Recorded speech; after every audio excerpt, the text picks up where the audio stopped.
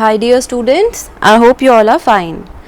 Today we are going to understand the next part of our topic series, and the topic that we are going to deal with today is attributes of series, methods of series. तो basically हम कुछ attributes और methods देखेंगे जो हम किसी भी series के साथ लगा सकते हैं so that हम उसको और कुछ बेनिफिट ले सकें. ठीक है, अब तक हमने क्या सीख लिया? How to create series via different methods.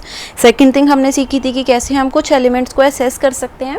अब हम अपनी सीरीज़ पे कुछ एट्रीब्यूट्स लगाएंगे, कुछ मेथड्स लगाएंगे जिसकी हेल्प से हम क्या कर पाएंगे. एट्रीब्यूट्स बेसिकली क्या है? आपकी कुछ एडिशनल प्रॉपर्टीज़ होती हैं जिसकी हेल्प से हम सीरीज़ का ना और बेनिफिट उठा पाते हैं.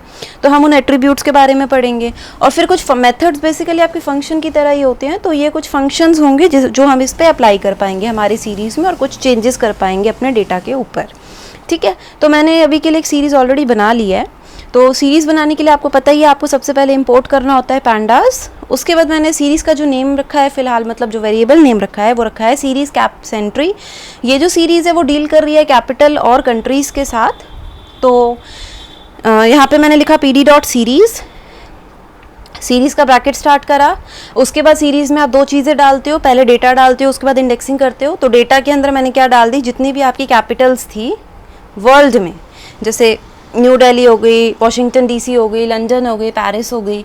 और जो उनकी इंडेक्सिंग थी वो उनकी कंट्रीज से कर दी. जैसे इंडिया है न्यू दिल्ली, ठीक है, यूएसए हो गई वॉशिंगटन डीसी के लिए, UK for London and France for Paris. उसके बाद मैंने क्या किया, मैंने कहा एक बार आप लोग देख लें कि ये सीरीज़ लगती कैसी है. तो हम अच्छा इसको नहीं करेंगे. तो मैंने क्या किया, बस सीरीज़ कैप सेंट्री लिख दिया. और अगर मैं इसको रन करूं तो आप देख सकते हो ये कैसी लगेगी.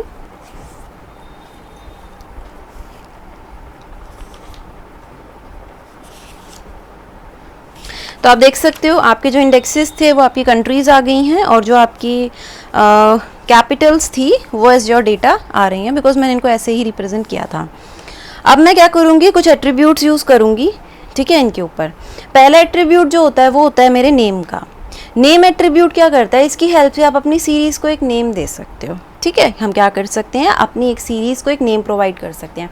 देखो यहाँ पे जब मैंने आपको एक वर्ड बोला ना कि मैं सीरीज़ को नेम देने वाली थी, तो मैंने उसी टाइम पे करेक्ट कर दिया कि अरे नहीं, ये सीरीज़ का नेम नहीं था, ये एक वेरिएबल नेम है. तो वेरिएबल नेम का मीनिंग होता क्या है, देखो वेरिएबल की अगर आप एक्चुअल डेफिनेशन पढ़े तो that is a named memory location. Named मतलब किसी चीज़ को नाम दिया है. किसको नाम दिया है? मेमोरी लोकेशन को. अब मेमोरी की बात कर रहे हैं तो ऑब्वियसली कंप्यूटर मेमोरी की ही हम बात करेंगे. We are not going to discuss about our memory.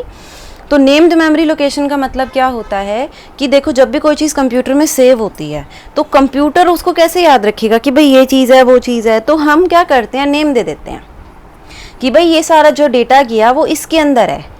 तो कंप्यूटर भी इसी नेम के थ्रू उसको याद रखता है. तो वो जब उसको अपनी मेमोरी में सेव करता है तो मेमोरी के बाहर वो ये लिख लेता है कि भाई इस मेमोरी का नाम ये है. तो जब भी मैं ये वर्ड लिखती हूँ तो कंप्यूटर इस वर्ड के ऊपर जाता है और वहाँ पे जो भी डेटा उसने सेव किया होता है उसको वो एसेस कर लेता है. ठीक है, तो ये बेसिकली एक वेरिएबल नेम होता है, मतलब एक मेमोरी का नेम होता है. ये आपकी सीरीज़ का नेम नहीं है. अगर आपको अपनी सीरीज़ का नेम लाना है, ठीक है, तो आप क्या करोगे, आप ये चीज़ करेंगे. तो हम यहाँ पे कोड लिख देते हैं अगर हमें चेंज करना है. और वो हमारा कोड होगा क्या, जो आपके सीरीज़ का नेम होता है ना, सीरीज़ कैप सेंट्री, उसके आगे आपको बस डॉट नेम एट्रीब्यूट लगाना है. क्या लिखना है? डॉट नेम, क्योंकि आपको इस सीरीज़ जो वेरिएबल नेम है उसको चेंज करना है ना कि अब सीरीज़ का नेम आ जाए. तो मैंने लिख दिया कि भाई डॉट नेम क्या हो जाए, जो भी नेम तुम देना चाहते हो. से तुम देना चाहते हो कैपिटल्स, कंट्रोल एस किया. अब जब मैं इसको आउटपुट शो करूँगी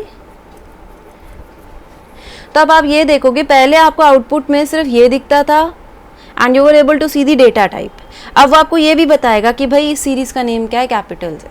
ठीक है, तो सीरीज़ का आप नेम कैसे दे सकते हो, जो आपने वेरिएबल नेम लिया था जिसके अंदर आपने सारा डेटा अपनी सीरीज़ का एंटर किया हुआ था.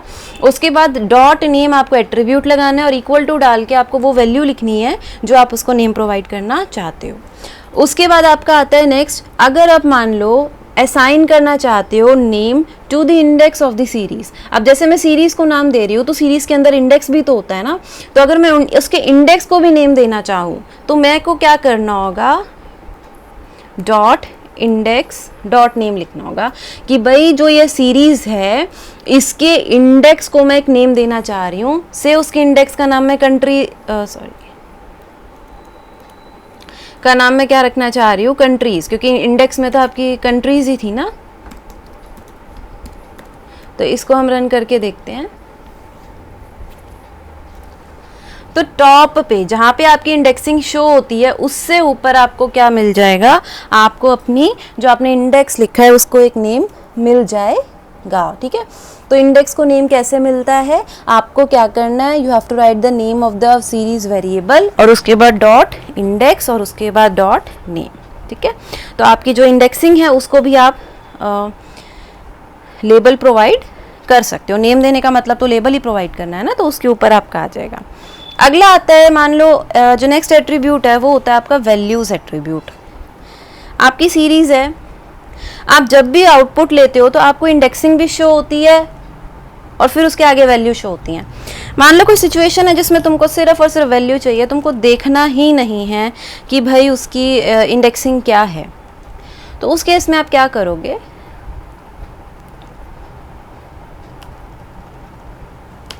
तुमको सिर्फ वैल्यूज प्रिंट करनी है ना, तो सीरीज का नाम डॉट वैल्यूज,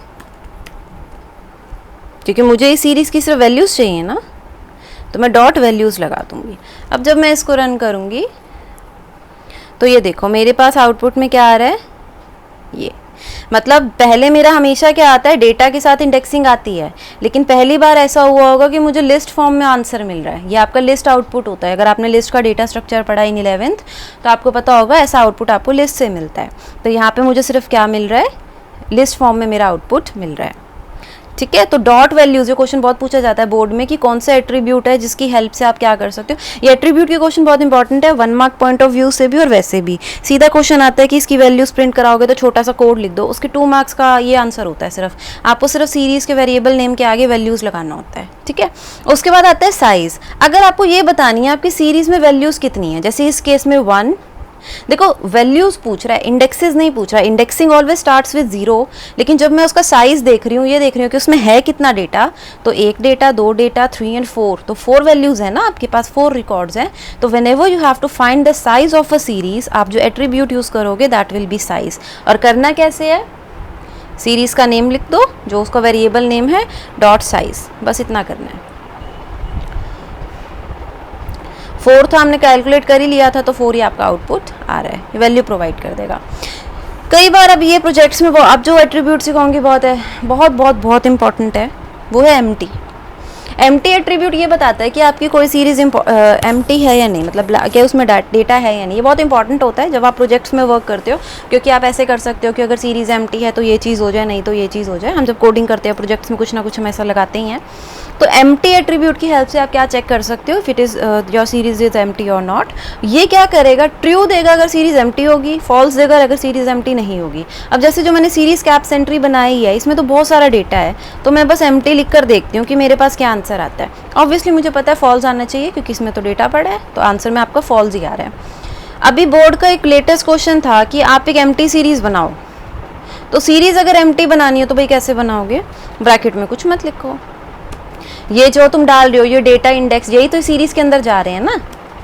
अगर मैं इसको डिलीट कर दूं और सीरीज के अंदर कुछ भी पास ना करूं तो सीरीज एम्प्टी हो गई। अगर अब मैं चेक करूं कि मेरी जो ये सीरीज है वो एम्प्टी है या नहीं है, तो आंसर ट्रू आएगा, क्योंकि सीरीज में कुछ है ही नहीं। वार्निंग वो आपको दे रहा है, लेकिन वार्निंग कोई हमें मैटर नहीं करेगी फॉर नाउ। अभी फॉर नाउ हमें ट्रू से मतलब है कि आपका जो सीरीज बनी है वो क्या है, वो एम्प्टी नेचर की है, क्योंकि उसमें डेटा है ही नहीं, मैंने तो सारा डेटा हटा दिया। ठीक है, तो आपको क्वेश्चन ऐसे भी आ जाते हैं कि पहले एक एम्प्टी सीरीज बनाओ और फिर उसको चेक करो कि वो एम्प्टी है या नहीं है। एक क्वेश्चन ऐसा भी होता है। ठीक है, तो क्लास ये आपके कुछ एट्रीब्यूट्स थे जो आप यूज़ करते हो वाइल यूजिंग सीरीज। अब जो नेक्स्ट टॉपिक है that will be on methods of series, कि सीरीज के कुछ मेथड्स भी हैं। अब क्वेश्चन आता है भाई मेथड्स और सीरीज में फ़र्क क्या है। देखो जो एट्रीब्यूट्स में, देखो attributes is like a property, attribute एक प्रॉपर्टी है। मेथड के अंदर क्या होता है, आप डेटा पास कर सकते हो और आप कह सकते हो कि भाई मेरा जो काम है ना वो इस पर्टिकुलर डेटा पे काम करवाओ। मेथड और एट्रीब्यूट में फ़र्क क्या है, आप एट्रीब्यूट में डेटा नहीं डाल सकते। एट्रीब्यूट तो जो आपकी वैल्यू है बस उसके ऊपर एक्ट कर देगी, जो पहले से आपने डेटा बना रखा है। मेथड के अंदर क्या होता है कि आप उसी टाइम डिसाइड कर सकते हो कि भाई तुम मेरे इतने कुछ वैल्यूज़ को मैं पास करा सकती हूँ कि भाई इन वैल्यूज़ के अकॉर्डिंग तुम मेरा ये वाला काम करो इस सीरीज़ के ऊपर।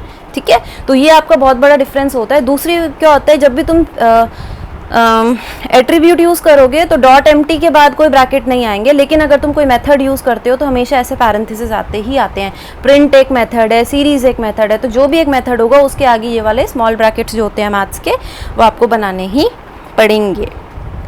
ठीक है, तो हम इसको रब कर देते हैं, बिकॉज अब हम मेथड्स का टॉपिक करेंगे तो हम एक न्यू सीरीज़ बनाएंगे इसके लिए। तो मैं एक सीरीज़ बनाती हूँ 10, 20,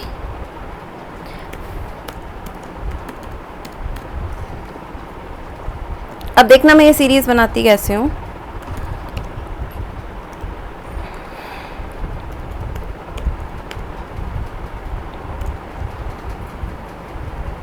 आपने नमपाई प्रीवियस क्लास में पढ़ ही लिया है, ठीक है, तो उसका हम यूज़ करने वाले हैं थोड़ा सा। तो मैं पहले उसको इंपोर्ट कर लूँ। ये तो आपको पता है, अगर आपको नमपाई एरे को यूज़ करना है तो आपको उसको भी इंपोर्ट करना पड़ता है, तो मैंने नमपाई को इंपोर्ट कर लिया। अब आप कहोगे मैम ये क्या किया है आपने, तो अभी हम देखते हैं व्हाट वी हैव डन। इसको लिख देते हैं,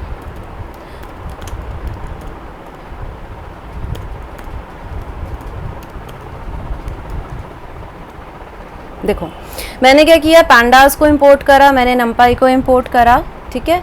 उसके बाद मैंने एक सीरीज़ का नेम लिखा 10, 20, उसके बाद मैंने लिखा pd डॉट सीरीज़ और मैंने ब्रैकेट को स्टार्ट कर लिया। अब मैं सीरीज़ बनाना, पहले मैं नॉर्मल डेटा देती थी और इंडेक्स देती थी कि भाई तुम उसकी सीरीज़ कन्वर्ट कर दो, जो भी मैं डेटा प्रोवाइड करती थी वो सीरीज़ फॉर्म में कन्वर्ट हो जाता था। बेसिकली इसका मतलब ये होता है। अब मैं इसमें डायरेक्ट डेटा नहीं दे रही हूँ, मैं दे रही हूँ starting point, ending point, increment point और कह रही हूँ भाई बीच का सारा डेटा तुम खुद बनाओ। ये जो आपका ए रेंज फंक्शन है, अब पहले समझते हैं एनपी का मतलब। देखो जो आपका एनपी है वो नमपाई का एलाइस नेम है यहाँ पे, पहले तो हम ये समझ लेते हैं, यानी निकनेम है। डॉट ए रेंज, इसका मतलब ये है कि भाई जो तुम्हारा नमपाई एरे है उसका एक ए रेंज नाम का फंक्शन है। उसमें होता क्या है कि तुम स्टार्टिंग वैल्यू बताते हो, एंडिंग वैल्यू बताते हो, और तुम जो रेंज का कॉन्सेप्ट कल हमने पढ़ा था ना, वैसा सही सिमिलर है, और तुम इंक्रीमेंट वैल्यू बताते हो लास्ट में, ठीक है। और मैंने तुमको बताया था जब भी न्यूमेरिकल कुछ डिसीजंस होंगे इन पैंडास तो वो कभी भी ना लास्ट वाली वैल्यू को कंसीडर नहीं करेगा। तो इसमें हो क्या रहा है, पहले तुम्हारा 10 वैल्यू बनेगा, फिर 1 का इंक्रीमेंट होगा, 11 बनेगा, 12, 13, 14, 15 ऐसे करके बहुत सारी वैल्यूज बनती जाएंगी, क्योंकि रेंज ऑफ वैल्यूज का मतलब ही है कि वो नेक्स्ट वैल्यू खुद बना लेगा।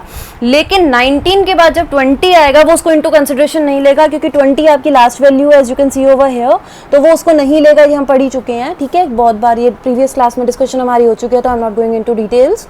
एंड तो 10 to 19 आपका क्या हो जाएगा, यहाँ पे जो एक रेंज है वैल्यूज़ की वो बन जाएगी। तो अगर मैं इसको प्रिंट करूँ तो you will be able to see कि 0, 10, क्योंकि ये तो मैंने इंडेक्सेस दिए नहीं, तो ये 0 से 9 आएंगे और 10 to 19 आपकी काउंटिंग आ जाएगी। ए रेंज फंक्शन का काम ये होता है। अभी तक मैंने कोई मेथड यूज़ नहीं किया है। बेसिकली मैंने क्या किया, मैं आपको ये एक चीज़ बताना चाह रही थी कि आप with the help of नमपाई A range function starting value दो, फाइनल वैल्यू दो, बीच का डेटा खुद बन जाएगा। अगर मैं यहाँ पे इंक्रीमेंट वैल्यू 1 की जगह 2, 3 कर दूँ तो उस गैप में भी आपका डेटा आ जाएगा, ठीक है। अब हमारा जो मेन टॉपिक है हम उस पर चलते हैं। टॉपिक हमारा है मेथड्स का। तो जो पहला मेथड है वो है हेड मेथड है। हेड मेथड क्या बोलता है कि भाई तुम्हारे पास एक बहुत बड़ा डेटा है, जैसे ये है, अगर तुम्हें इसको रन करके देख लेते हैं, स्टार्टिंग की कुछ वैल्यूज़ चाहिए, मल्टीपल रोज चाहिए तुमको स्टार्टिंग की, ऐसे 0 से स्टार्ट होंगी लेकिन कुछ कॉन्जिक्यूटिव लेवल पे चाहिए तुम्हें, तो तुम क्या कर सकते हो, हेड फंक्शन का यूज़ कर सकते हो, ठीक है। तुम उसको बस बता दो मुझे इतनी चाहिए और वो तुम्हें दे देगा। लेकिन ध्यान क्या रखना है, अब ऑब्वियस ही चीज़ है कि इंडेक्सिंग कहाँ से स्टार्ट होती है, 0 से। तो जब आप काउंटिंग करोगे तो उसको आपका ध्यान रखना पड़ेगा। जैसे अगर आप हेड फंक्शन को कहो कि भाई मेरे को 2 वैल्यूज़ दे दे, तो 2 इंडेक्स के अकॉर्डिंग तो इधर आता है, लेकिन एक्चुअल काउंटिंग के अकॉर्डिंग 1, 2 इधर आता है। तो आउटपुट में वो आपको सिर्फ 11 तक देगा। आप उसको लिखोगे तो 2, पर वो उसको एज एन इंडेक्स नहीं लेगा। वो क्या लेगा कि नंबर ऑफ वैल्यूज़ या नंबर ऑफ मेंबर्स जो तुमको चाहिए, उस सीरीज़ की रोज़ चाहिए इतनी, वो आपने देनी है। 1% हो सकता है आप उसको बताओ ही ना कि भाई मुझे कितनी चाहिए, तो वो सारी नहीं देगा, वो आपको फर्स्ट 5 देगा। फर्स्ट 5 का मतलब क्या है, 4 तक, क्योंकि काउंटिंग हमारी 0 से स्टार्ट हो रही है, तो वो यहाँ तक का डेटा देगा। तो अब हम पहले देखते हैं कि हेड फंक्शन वर्क करता कैसे है। तो मान लो अगर जैसे हमारी सीरीज़ का नाम है सीरीज़ 10 20, अगर मुझे इसके सॉरी हेड है ना, हेड फंक्शन यूज़ कर रहे हैं, हेड मेरे को इसके अंदर क्या चाहिए, 2 वैल्यूज़ चाहिए। तो अब आप आउटपुट देखना। अच्छा मैंने प्रिंट नहीं कराया, जस्ट अ मिनट, इसको प्रिंट कर देते हैं।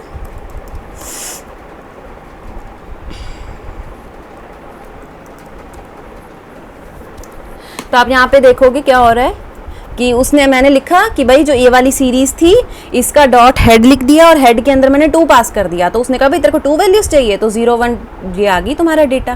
कॉन्सिक्यूटिव वैल्यूज़ देगा, दैट इज़ इंपॉर्टेंट, जो आपको याद रखना है। 3 लिखूंगी तो 3 आ जाएगी। और मैं आपको क्या कह रही थी, हो सकता है कि मैं वैल्यू पास ही ना करूँ, तो जब मैं वैल्यू पास नहीं करूँगी वो मुझे 5 वैल्यूज़ देगा। अब 5 वैल्यूज़ का मतलब 0 से 4 तक, क्योंकि काउंटिंग में तो वो 5 हो जाएगा ना, तो अब 0 से 4 का मतलब 5 वैल्यूज़ आपको मिल रही हैं। ये होता है हेड फंक्शन जो टॉप से आपको देता है। ऐसे ही अब एक आपके पास मेथड आएगा टेल। टेल का काम क्या होगा, जस्ट इसका अपोजिट, वो आपको बॉटम से देगा जितनी भी वैल्यूज़ आप स्पेसिफाई करोगे। मैंने लिख दिया टेल 3, खुद देख लो आउटपुट में क्या आएगा।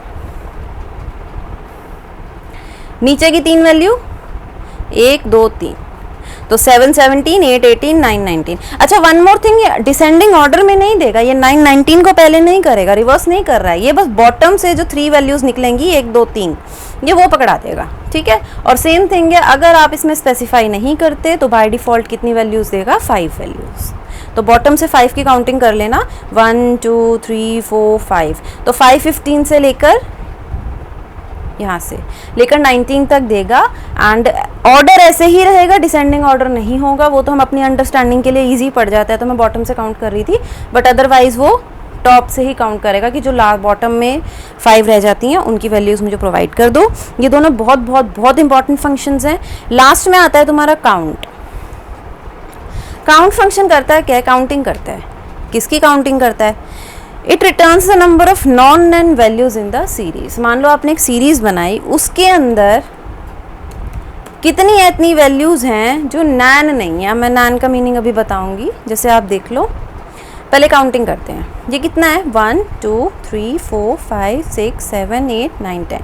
टोटल काउंट करूँ तो ये 10 है ना, 0 to 9, तो ठीक है। और आंसर में भी 10 आ रहा है। इसका मतलब ये काउंट कर क्या रहा है कि मेरे कितनी रोज़ हैं, बेसिकली ये काउंट कर रहा है कितनी रोज़ हैं। लेकिन ये पता है किसकी काउंटिंग करेगा, ये उनकी काउंटिंग करेगा जहाँ पर डेटा प्रोवाइडेड है। मान लो कोई ऐसी वैल्यू होती जहाँ पे डेटा ना होता, मान लो 5th पोजीशन पे डेटा ना मिलता, 2nd पोजीशन पे डेटा ना मिलता, तो ये उनकी काउंटिंग ना करता, ठीक है। तो ऐसी वैल्यू, ऐसे प्लेसेस जहाँ पे आपका डेटा नहीं है, उन प्लेसेस को आप क्या बोलते हो, नैन। क्या बोलते हैं पाइथन में, नैन वैल्यूज़। नैन वैल्यूज़ का मतलब होता है नॉट अ नंबर या मिसिंग वैल्यूज़। फुल फॉर्म तो इसकी नॉट अ नंबर है, बट वैसे इसका मतलब होता है मिसिंग वैल्यू, कि जहाँ पे तुम्हें वैल्यू नहीं मिल रही है वो उन प्लेसेस को काउंट नहीं करेगा। तो कई बार मुझे ऐसे काउंट करना होता है ना कि वो कितने रिकॉर्ड्स हैं जहाँ पे डेटा है। जैसे मैंने मान लो किसी बच्चे के मार्क्स के रिगार्डिंग कर लिया, तो मेरे को अब ये बताना है कितने बच्चों ने एग्ज़ाम दिया, तो मैं काउंट फंक्शन यूज़ कर सकती हूँ, क्योंकि जितनों ने नहीं दिया होगा उनके मार्क्स मैंने लिखे नहीं होंगे, और क्योंकि मैंने मार्क्स लिखे नहीं होंगे जो उनको काउंट नहीं करेगा, और मुझे बहुत इजीली क्या पता चल जाएगा, वो एरियाज़ जहाँ पे क्या हो रखा है, मेरे को जिन्होंने काम कर रखा है या जिन्होंने एग्ज़ाम दे रखा है, मुझे वो प्रोवाइड हो जाएंगे, ठीक है। तो क्लास आज मैंने आपको 2 ही टॉपिक करवाने थे। First was your attributes of a series and second was your methods of a series. I hope you have understood this topic properly, and seriously में ये बहुत इंपॉर्टेंट है when it comes to your exam point of view और it comes to your project point of view. दोनों में ही आपको इनका use करना पड़ेगा, इनके बिना तो आप प्रोजेक्ट स्टार्ट ही नहीं कर सकते। कुछ ना कुछ इनका ज़रूर बेनिफिट आपको मिलेगा। And I hope you have liked my video. If you like my video, kindly subscribe my channel, and thank you, bye bye.